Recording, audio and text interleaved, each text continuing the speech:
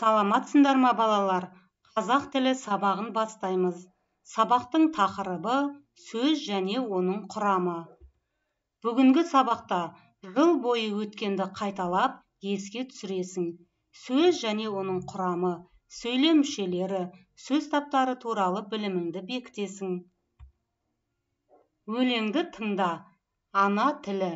Өлеңнің авторы Тұманбай Молдағалиев.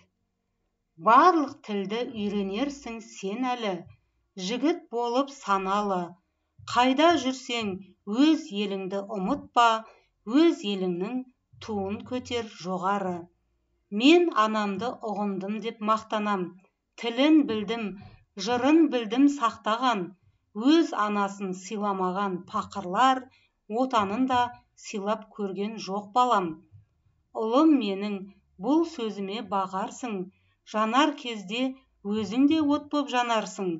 Менің қазақ жүрегімді ал, тілімді ұқ, ал басқасын өзің тауып аларсың.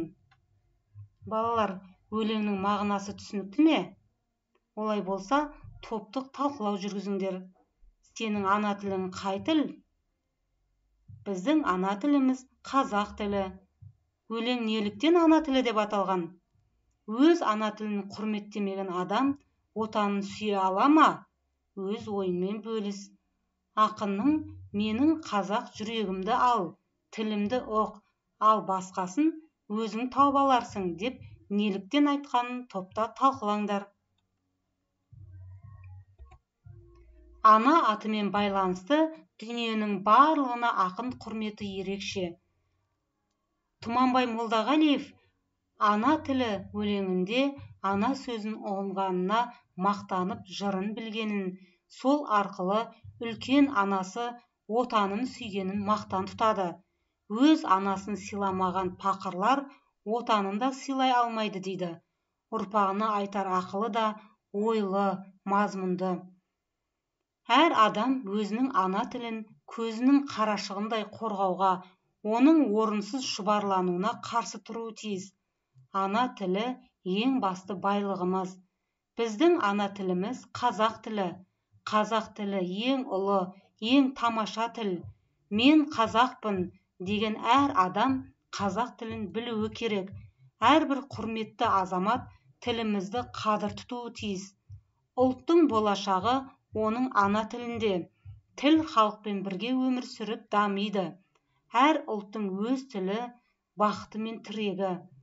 Ұрпақ сауатты болу үшін алдымен ана тілін жетік меңгеріп, кейін өзге тілді үйренуі тиіс. Ана тілін толық білмейінше, өзге тілді үйрену өз анасын, өз елін құрметтемеу болып саналады. Себебі біз ата-анамыздың тәрбиесін ана тілінде алып, салт дәстүрімізді бойымызға қазақ тілінде сіңіру керекпіз. Балалар, ақынның не айтқысы келгенін түсінген боларсыңдар. Олай болса, өз ана тілімізді құрметтейік. Көп нүктенің орнына тиісті жалғауларды қойып, мәтінді көшіріп жаз. Қазақстанда мемлекеттік тіл қазақ тілі. Яғни да деген жалғау жалғанып тұр. Қазақстанда мемлекеттік тіл қазақ тілі. Мұнда бірнеше ұлт өкілдері тұрады. Олар бір-бірімен тату. Қазақстан біріккен ұлттар ұйымына мүше болып енді. Ал енді осы сөйлемдерден жұрнақ жалғанған сөзі табайық. Мемлекеттік, түбірі мемлекет, тік жұрнақ. Кім көп біледі ойынын бірге ойнап көрейік.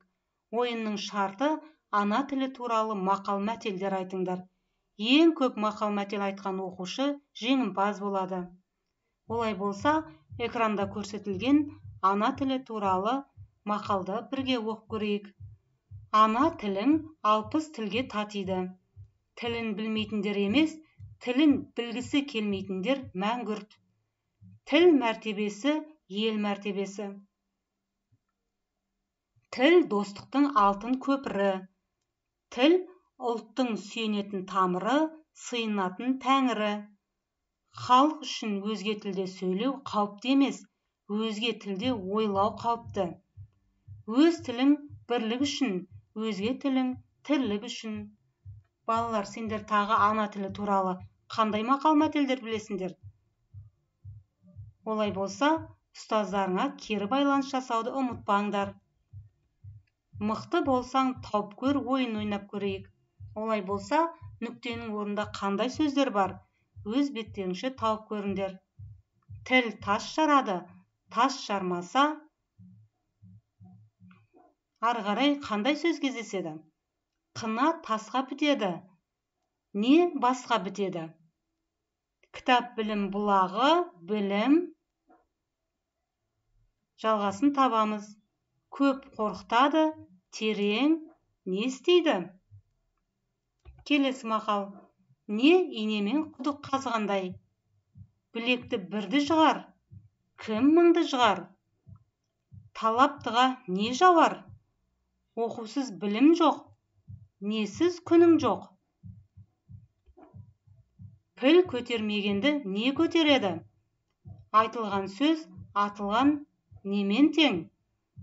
Бас кеспек болса да, не кеспек жоқ? Шебердің қолы ортақ, шешеннің несі ортақ? Балалар, мықты болсаңдар, көп нүктенің орнына қойылған сөздерді тауып көріңдер. Бүгінгі сабақ аяқталды. Сау болыңдар.